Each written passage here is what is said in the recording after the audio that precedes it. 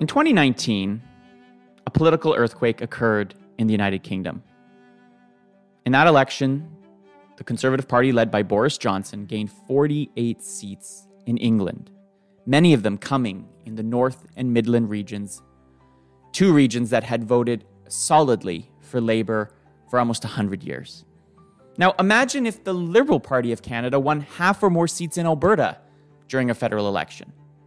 Now, that's the equivalent of what happened in the UK in 2019. Now, this shocker didn't come from nowhere. For years, Labour support in the region had been deteriorating. And in 2016, 2/3 to 3/4 of those living in these constituencies voted to leave the EU in the Brexit referendum. Welcome back to inFocus with David Coletto. I'm David Coletto. What happened in England that caused these safe Labour seats to switch to the Conservatives? How did the party of Margaret Thatcher convince these working-class constituencies who only decades earlier chastised her over her government's policies to vote for a party that most would say didn't represent their interests? My guest on this episode of inFocus is UK pollster Deborah Mattinson, the founder of polling firm BritainThinks. Deborah was pollster to former UK Prime Minister Gordon Brown.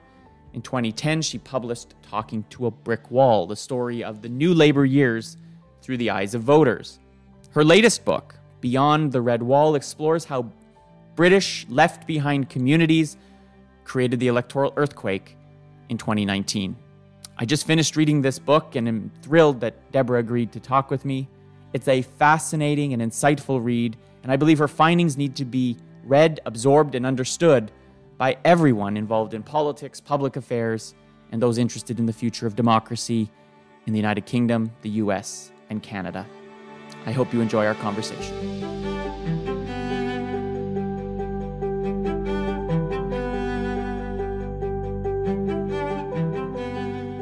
Well, Deborah, thank you so much for joining the podcast. And as I said, I just finished your book.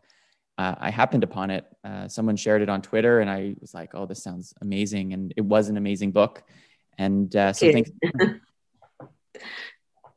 As a market researcher, as a pollster, I've been asking most of the interviewers a first question, and that is, in your work, as you approach trying to measure public opinion, understanding what audiences think, do you have an overarching framework or philosophy that guides your approach to public opinion research?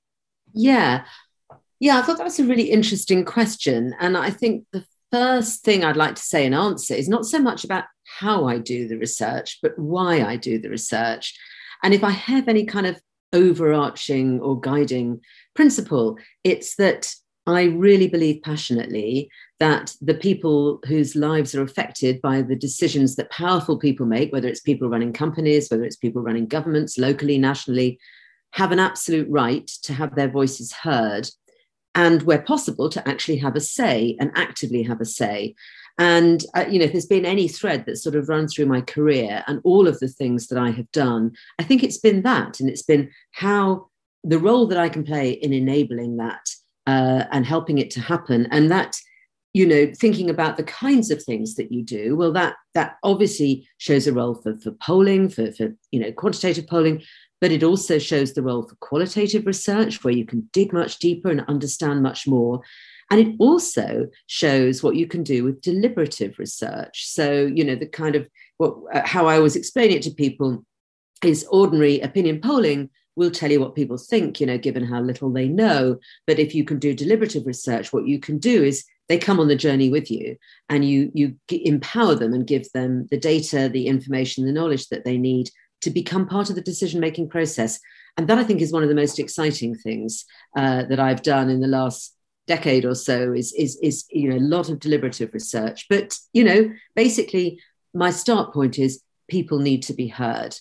If I'm talking to politicians, sometimes they'll say, well, I talk to people in my constituency, I run surgeries and people come along, and I'm like, no, you need to know what people say about you when you are not in the room. Yes. Not what they say when they're feeling polite, right, when they're being a bit intimidated, when they've got a problem they want you to fix, but what do they say about you when you're not in the room. And that's, you need the truth.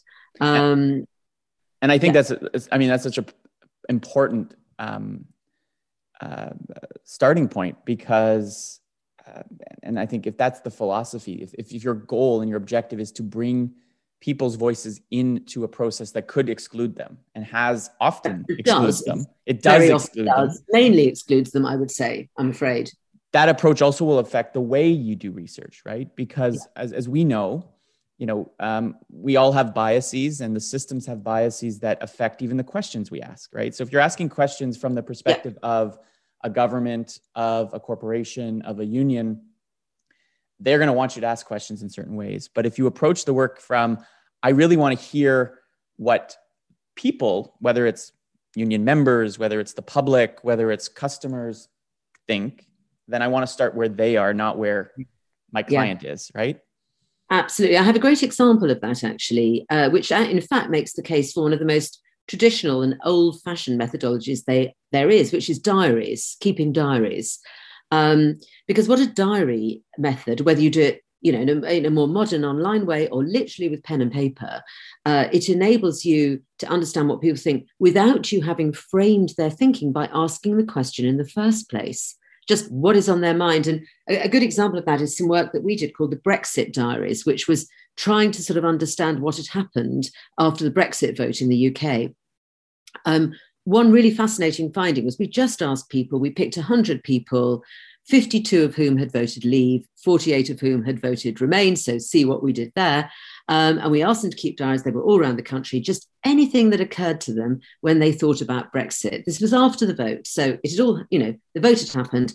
And what was fascinating was that the people who had voted remain picked up news and talked all the time about the economic factors that had driven their decision in the first place, and they were now bemoaning would be affected by the result. By contrast, the Leave voters never, ever, ever mentioned the economy. Not one of them. They just didn't pick up any economic stories. The things that they picked up to do with Brexit were to do with entirely different things, and to do with this sort of concept of taking back control, of Britain being in control of its own legislature and so on. And it was just such an interesting insight, because, if we'd framed the question by saying, how do you think the economy is going to affect Brexit? You'd have got a very different result. But that tells really clearly what had driven the decision-making of those different groups. And these diaries, just so our listeners understand, is you're basically asking a random group of people to just keep their thoughts on paper, online, however that you're collecting it, without prompting them to answer about a particular subject. So, every day, sit down, what's caught your attention? What are you thinking about? Yeah. And you get to really understand what's top of mind and how are they, what's their worldview in terms of that, what's going on in the world at any given moment. In the same way that I interviewed another researcher in my first season of this, and she said, I often start a research project. So I've been given a task, and I'm going to maybe design a survey or a discussion guide. And I start by just going on social media and seeing how people talk about whatever issue. So I'll just start searching, right? It's another example. Like, I guess Twitter in a way is like a mini diary, as we're commenting on and reacting to things that we're seeing without someone asking a question of us. Exactly. Right? Really because that already starts to frame how they're going to respond. You've fed them some cues. So you have been studying public opinion in the UK, Britain for many years. And even though I'm a Canadian, I'm a huge, I guess I'll use the term, junkie of UK politics. It's been a fascinating decade. Let's just say that. It sure has. And as it's been in many countries. But if you met somebody who didn't know much about, the state of public opinion, or didn't know, the British people very well, how would you describe? And your company's name is BritainThinks. So how would you describe what Britain thinks right now? Well, interestingly, so one of the things that we've been doing at BritainThinks over the last few years is a tracker that we call Mood of the Nation. And we're literally tracking how positive or negative people feel overall about the country, about their own lives, about their own community, and then doing some deep dives with qualitative research, with focus groups to really understand. The overall mood when we first did it, and this is sort of 3 or 4 years ago, so in the almost immediate aftermath, actually, of the Brexit vote, was as pessimistic and gloomy as I had ever seen it. And in fact, we gave the study to a Sunday newspaper here called The Observer, who used it as their headline, and they said, gloomiest nation ever kind of thing. What has happened since then is it's got worse, actually. Oh. So we repeated the survey most recently last autumn. We found then that 3/4 of us felt pessimistic or very pessimistic about the country's future. And that was, up 10 points from the last time we'd run the survey. So, it had got worse. So, it was already bad. People felt that the nation was already divided, that, coronavirus then had just added to that feeling of anxiety and concern that people had. And people were talking about how worried they were for their mental health, how worried they were about the economy, how worried they were about coronavirus, how divided they continued to feel the country was. So it has got worse. The one thing I would say, though, is that the mood is also very volatile. Mm. So here in the UK, and I don't know how many of your listeners will follow UK politics, you obviously do, but basically we have had a very successful vaccine rollout after a rather difficult. We had to go back into a second hard lockdown. It was all very difficult, and all of our numbers, our infection numbers and deaths and so on sort of, rocketed up, and it was a very, very tough time. But successful vaccine rollout coinciding with beautiful sunny days, springtime, and actually the mood has turned round and people now are feeling a lot more optimistic. But who knows what's around the corner? I mean, I think the big takeout at the moment is that people's moods change, in a heartbeat. Yeah. So, anything can happen, I think. We see that in Canada too. And it almost for the last year, or at least the last 6 months, corresponded with news around either, the case numbers. You can actually track. Yes.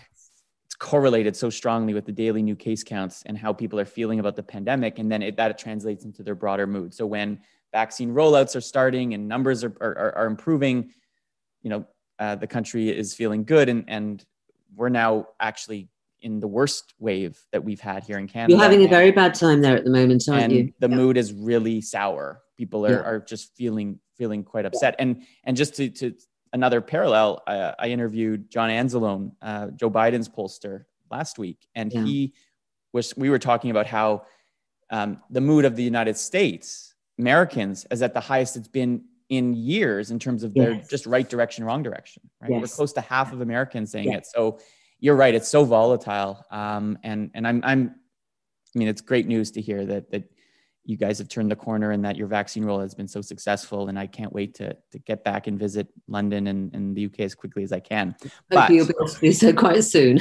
I want to switch and really focus on why we're really talking, which is your book, Beyond the Red Wall, Why Labour Lost, How the Conservatives Won, and What Will Happen Next. It was published by Bite Back Publishing in last year.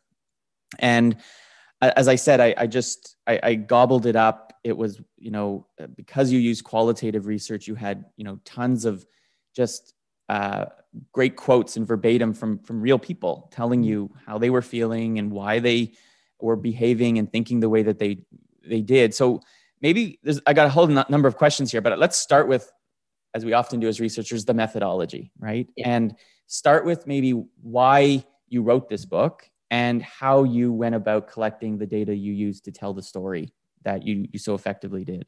Sure. So why? Gosh, I don't know if you know, but before I set up BritainThinks, I used to be a pollster for the Labour Party and the Labour in government, particularly working with Gordon Brown, who was our Chancellor of the Exchequer and then Prime Minister. So quite a long period of time working with Labour. And when this Red Wall thing first kind of came to my awareness, I'd never heard of it. It was a journalist in London actually rang me up and asked me what I thought, and she explained it. And I'm like, well, come on. She said, oh, the Tories are targeting these seats and they think they're going to do very well. And I said, oh, come on. These people are classic, working class Labour voters, they are almost allergic to the Tory party. There's no way, there's no way they'll vote for an old Etonian, who spouts Latin, and no way, it's not going to happen. Just to interrupt you, I'm a big fan of like Billy Elliot. And like, if our listeners don't know what region of the country we're talking about, just think of that either movie or musical, and the kinds of working class, former coal miner kind of communities, right, in the north of England. Exactly that. It's working class people from very traditional, and if people are listening from the States, then we're talking the Rust Belt states. It's exactly the same. It's the same people. These are very rundown places. When you chat to people about their place, they talk a lot about the glory of the past, but they're all facing very uncertain futures. So that's the backdrop. Anyway, I realized when I thought about it, that I had never, ever, I think I might have actually done focus groups for a couple of by-elections, like local elections. But other than that, nothing. And then, of course, we know what happened on election night. And in case any of your listeners don't know what happened, it was an absolute rout for Labour. Labour, 2/3 of the seats that Labour lost, it lost in those Red Wall areas. Started with a constituency called Blythe Valley, which sounds very, very pretty, and then continued. And I thought, gosh, I am so out of touch. Not having done this kind of work, I have got to get back in there. I was just so puzzled to understand what had gone on. And so what I decided to do, I used a lot of published polling and quantitative polling. I drew on some of the work that BritainThinks had done in terms of the national mood. But the main thing that I did was a mix of focus groups and ethnographic interviews with people that I selected. And I focused on 3 constituencies. One, which is a place called Darlington up in the northeast, which is actually coincidentally where I was born, which is one of the reasons why I chose it, but I hadn't lived there since I was a child. It's the home of the railway in Britain, so very proud kind of industrial past. Then a place called Hyndburn, which is in Lancashire on the northwest side of the country. Again, a very proud industrial past, partly the weaving industry, but also it was the home of the so-called Norrie brick. That's iron backwards, right. The strongest brick in the world. And that brick factory has closed and shut and opened and closed, and it's become a political football. Anyway, again, a very interesting place. And then the third place I went to was Stoke, the home of the English potteries, bang in the middle of England. And but again, very run down. In fact, it was where one of the people in one of the focus groups said to me, everybody in this focus group, their families would have either worked in the mines or in the potteries. Both are closed. Neither exist anymore. And she said, that's why we've lost our identity. So I did qualitative research primarily, but I married it together with what quantitative research existed to kind of really get under the skin of what had happened. And so when you, based on your conversations and those groups, and I think you gave a little bit of insight into who they are, but this notion of a perceived glorious past, right? Being proud, that comes up over and over in the book, this pride in what they and their, fathers and mothers did and grandfathers and grandmothers did in the past, and their pride in whether it's, as you said, Darlington as the home of the railway, or Stoke as having been the center of potter. Like there was one company that's like famous, right, for their pottery in Stoke, and yet that the current and future outlook of those sectors is not very positive. So, in terms of understanding how folks in these parts of the country compare to, let's say, the Southeast, right? London is I know very unique in its own right. But in terms of their value set, in terms of their outlook, how would you compare those folks that you interviewed in the North and in the Midlands with other voters and other people across England in particular? Yeah, so I think you have to be sort of slightly careful here, actually. And a lot of people now are saying, I don't really buy this Red Wall stuff. And in a way, they're right, because I think that working class voters, wherever they are, very often hold similar values. So in some ways, some of the people that I met in Darlington or in Hyndburn or in Stoke were not that different from the similar sorts of voters that I might have met in somewhere in the southeast, not London, not the big cities. This is an important thing. So what are the things that differentiate is that on the whole, I think the things that bind these people together is living in small communities, small towns, rather than big cities. Mm-hmm. And often small towns that are quite isolated. So, for instance, Accrington, which is the biggest town in Hyndburn constituency, is just 20 miles from Manchester, a big northern city in the UK. And it takes an hour and a half to get to Manchester by train, an hour and a half to get 20 miles. And so people don't go to Manchester and don't have any connection with Manchester. So their lives are played out on two stages, if you like. One is the local community, and almost everybody I met, their family lived in the street next to them, their friends were there, worked very locally, they didn't travel very far. And then the country, and that's another big theme, was patriotism. So I think a lot of Londoners that I've interviewed over the years, if you say, where do you come from? They'll say London. They won't say Britain, they'll say London. Just as I think a New Yorker might say New York. So you identify with your big city. It's a big sort of pulsating entity in its own right. Whereas, the people in these small places have their own local community, which they identify with very closely, and then the whole country. Right. And they're very patriotic and very proud of the country. And that, just to draw again on that parallel between the Rust Belt states and the Red Wall towns, is that, I think that Trump tapped into that very effectively with Make America Great Again. That slogan talked to the past glory that these people all believed in. And I think, in a way, it was very, very similar mood that I found in those places.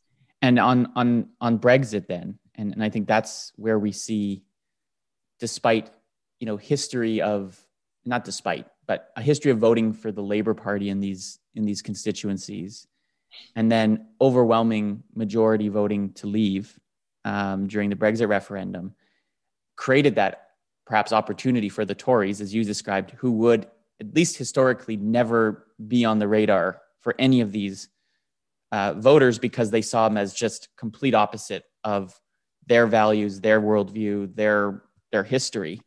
And yet this created an opportunity, right? So do you, based on your conversations, and you talk about this in the book, do you see the success that Boris Johnson and the Conservative Party had in basically converting these voters into Tories in a way?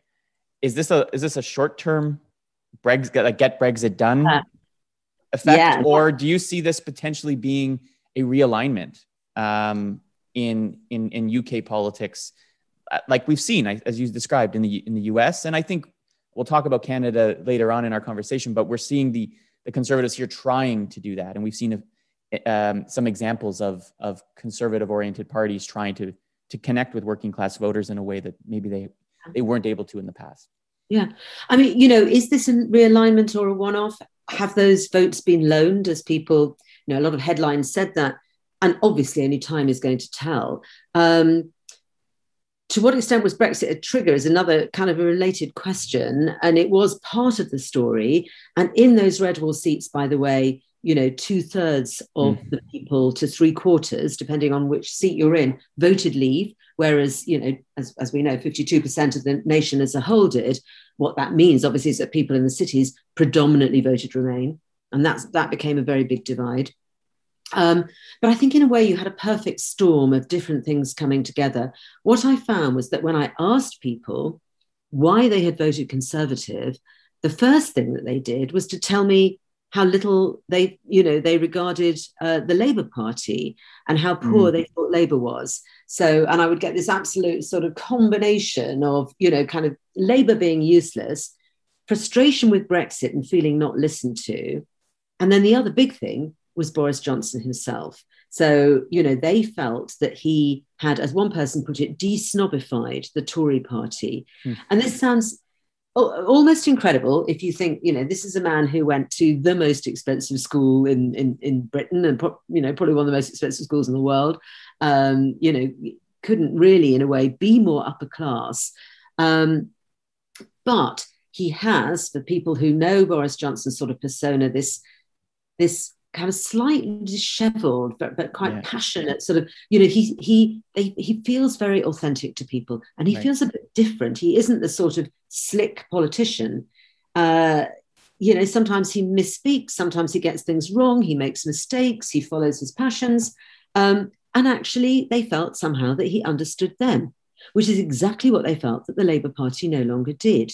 So this was the other thing, and this was not as a result of Brexit. It wasn't as a result even of Jeremy Corbyn, the then leader, although they did not like him very much. But this is something that had been happening for a long time. There was a feeling that Labour, in cultural terms, if you like, had moved away from those voters. And again, to quote one of the people in one of my focus groups, who told me that Labour had now been taken over by a bunch of snooty London graduates. And that's another important thing, is that the people in these Red Wall seats were very much less likely to be graduates, very much less likely to be educated beyond, 16 or 18, working manual workers or, care workers, rather than working, if you like, with their heads, working with their hands rather than their heads, or their hearts rather than their heads. So, they felt that they had been abandoned by the people in cities who, voted Remain, all had graduates, and crucially, who looked down on them. Right. And they felt judged. And you know what? They weren't wrong. They were being judged. And I find that, right now, if I tweet anything about the Red Wall, which I do from time to time, if it's a news story or whatever, I will get a whole bunch of kind of replies with people saying things like, why do we care what these racist people think, et cetera, et cetera. So, it's complex. There are a lot of things going on. But it does seem that there was this, like, almost, I hate this term always, but perfect storm where the conditions were created that each one by themselves would not be enough to explain this earthquake, this shift in vote behavior.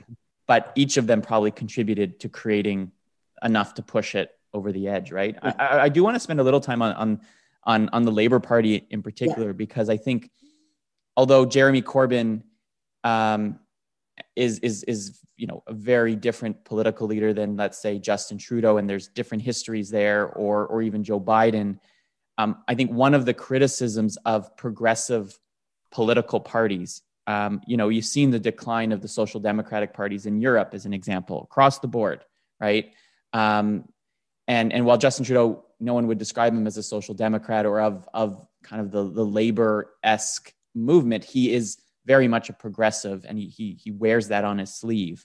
And he is often criticized for being somewhat condescending or judging of people when it comes to issues around race or climate change or immigration, all issues that voters that you spoke to have very different views of than those that might live in London or Manchester or some of the larger cities.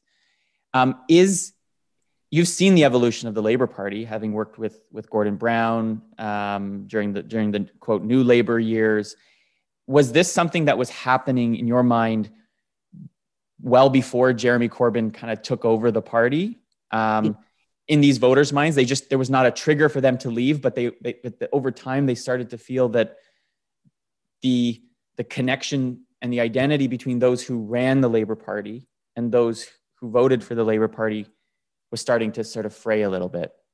That's how my sense of the history was. This was not just something that happened over the last 5 years. This was a longer term trend that we're seeing globally, in fact, between parties of the center left and the voting groups that have traditionally supported them. No, I think that's absolutely bang on. And I think that, this was a slow car crash that, if you look back on it, you could almost see it happening. And it probably started during the Labour government, actually. But it then, it sped up, and then it became turbocharged under Jeremy Corbyn, whose values and issues seem very, very far from this group of people. But it wasn't just on his watch. It was all the way through. just a feeling that Labour didn't care, had lost connection with these people. And what I heard again and again, and it was obvious in a way that people would feel this when you reflect back on it, that, a lot of these seats had been considered safe seats. So what would tend to happen in those safe seats was that, the hierarchy of the party would put their favourite son or daughter, usually son as it happens, into that seat, and they've got a lovely safe seat that they don't have to work very hard because you can take it for granted. So, the people in that constituency never saw their representative. He would maybe pitch up once a month to do a surgery, and the rest of the time staff are running all the local affairs. And it perpetuates the problem because, right, the party has lost touch with those people and they have lost touch with the party. Right. It's a vicious circle. Just two points of clarification for our listeners who may not follow British politics or government closely. First of all, surgery, that MP is not going up to actually do, medical surgeries. It's what you would term like meetings with constituents, right? Like you open door, kind of come in and meet local constituencies. And second is, unlike in Canada, we have a pretty strong convention that if you represent a constituency, you live in the constituency, or you're often from the area you represent. That's not always the case in the UK, right? In fairness, I think we have quite a strong tradition of that too. But there are, and you'll find that particularly the case in marginal seats, seats that are much more closely fought, where you will throw everything at that and you will definitely try and find a local. Get. But sometimes, and this was particularly because it showed how these seats were being taken for granted. Right. And this group of people felt taken for granted. And, the decline that they had seen in their area, and, the inability and unwillingness of governments to do anything to sort of replace the economic decline was very closely connected with this. This has all happened on Labour's watch. One of the, I did an interview with, his name's David Shore. He's a data scientist, worked on the Obama campaign in 2012. And he made an interesting statement to me in describing Donald Trump's success. And he said, look, Donald Trump did something that no Republican ever had done before, which is saying, I'm not going to privatize, or I'm not going to cut your Medicare. I'm not going to cut Social Security. But I am going to, maybe reduce immigration. So in other words, he found a way to bring the most popular ideas on both sides of the spectrum together. Yes. And appeal to a group of voters that in the past had voted on certain issues that aligned with the issue salience of the day or with what the parties were running on. And I think there's an interesting parallel with Boris Johnson in that I'm not certain any other conservative leader could get away with what he's even proposed, right? Like, there's still memories of austerity, which is why I think for a long time the Tories probably had a hard time connecting with working class voters. But it almost feels like Johnson's kind of scrubbed that away and said, we're not that Tory party. We're the Tory party that, thinks of big government in a way, and we're going to do whatever we need to do, but at the same time connects with those voters on a cultural basis who says we need to slow immigration, or we need to get out of the UK, out of the EU. And so it almost created a version of the Conservative Party that could appeal to these voters, whereas Labour actually became far more ideologically pure in a way. There was you were for nationalization, and you had to be the Israel-Palestine debate, I know, gets complicated in the Labour Party. It sure does. Yeah, like those kinds of things. It became far more difficult to see yourself in the Labour Party because it became much more cosmopolitan, as you described, London and educated, and less like the broader coalition. Does that help explain, I think, a little bit of what's happened? I think that is right. And I think that, your observations about Boris Johnson are also correct. And I think that, it's in some ways he's been an unlucky prime minister, because how unlucky is anybody to find themselves, kind of at the helm when you have something like coronavirus strike? But, what it has also done has enabled him to sort of throw away, if you like, the Tory rule book, and to say that we're going to do things differently because we have to do things differently in these circumstances. So, and I think that has enabled him massively to be able to sort of ride those two horses. And he had a wobbly period last autumn. Keir Starmer, the new Labour leader, was doing pretty well, and the coronavirus response was not going so well at that point. But obviously has had a massive recovery. As I said earlier, the vaccination program is going very well in the UK, and that has worked well for him. But it remains to be seen. There's, I think there's a lot of water to go under the bridge probably before the next election. Right. And as I say, that public mood is very volatile. I think it would be an idiot to try to predict what might happen next. So one of the really interesting, you talked about it in our interview, about how many people who live in these communities that are isolated, they feel taken for granted, they feel that they've been left behind. There's 2 points in your book that I thought were interesting. One was this divide between, and we see it in our polling in Canada. I mentioned to you in sort of our pre-discussion, when you ask Canadians, do you look at the future of the economy and see opportunities, more opportunities than threats, or do you see more threats than opportunities? Mm-hmm. And in Canada, we actually have about 50-50 on either side of that divide. Mm-hmm. And where you fall then, I think, says a lot about where you live, your level of education, your ability to adapt to change, and your willingness to embrace change, right?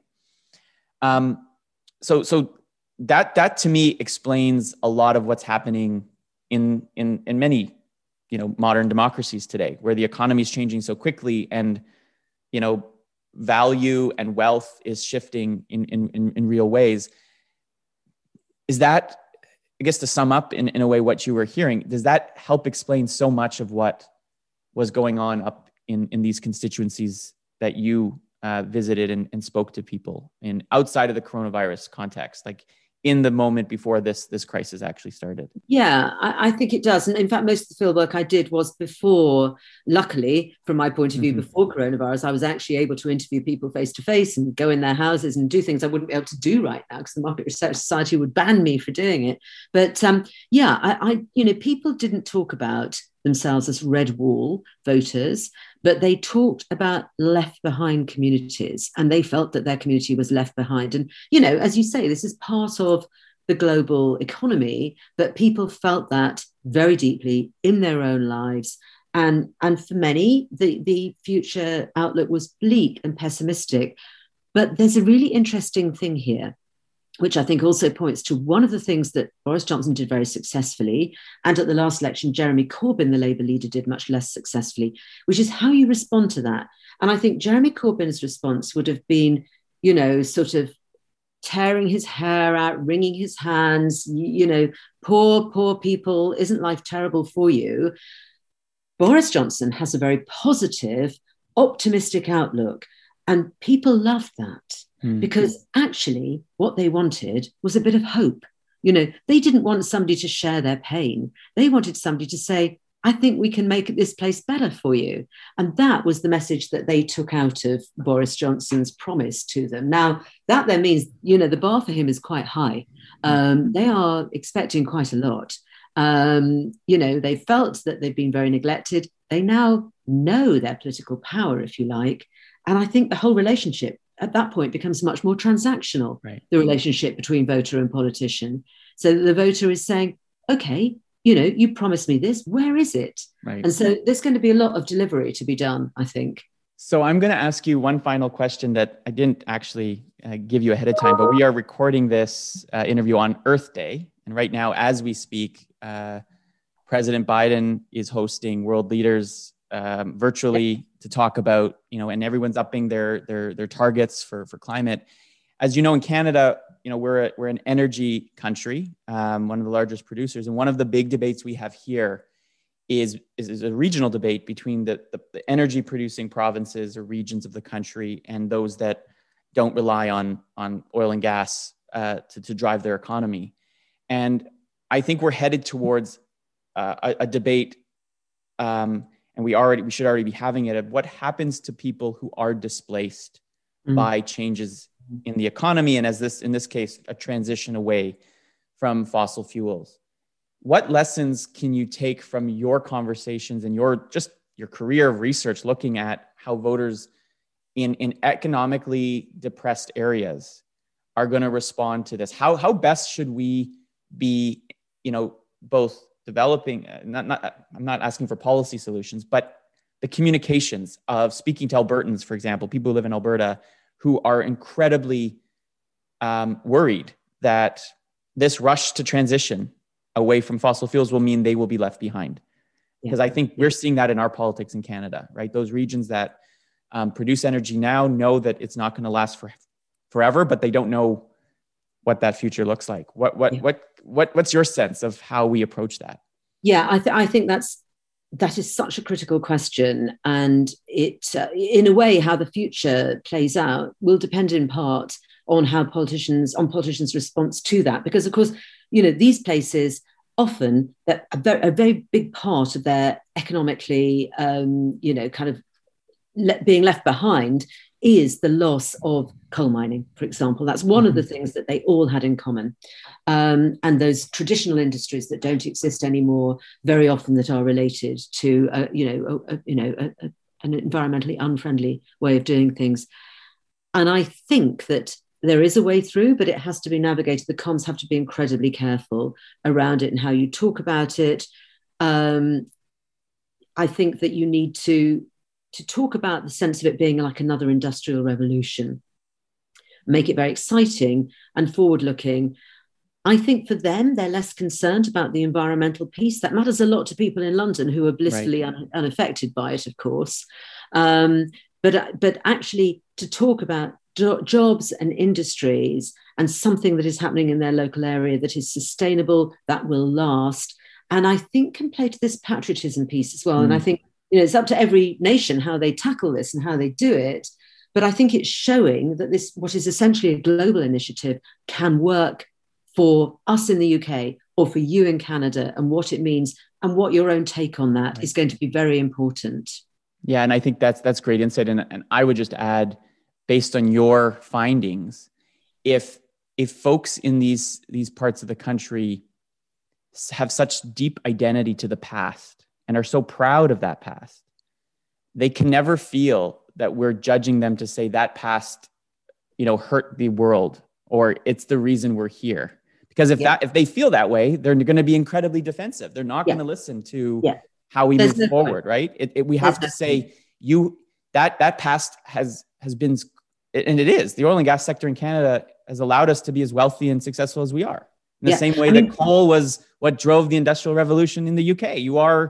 It created an empire. We have to celebrate that, but also say it has to change if we're going to enjoy the next 50 years together, right? Exactly. I mean, just a little example of that was doing some work fairly recently for a client, a trade union client, actually, where we were looking at the concept of green jobs with these sorts of voters. And at one point, one of them just sort of said in a slightly puzzled tone, look, obviously we want jobs around here, but do they have to be green? I'm not that bothered. It was sort of like, don't, with your communications, focus on the things that they care about, not the things you wish they cared about or think they ought to care about.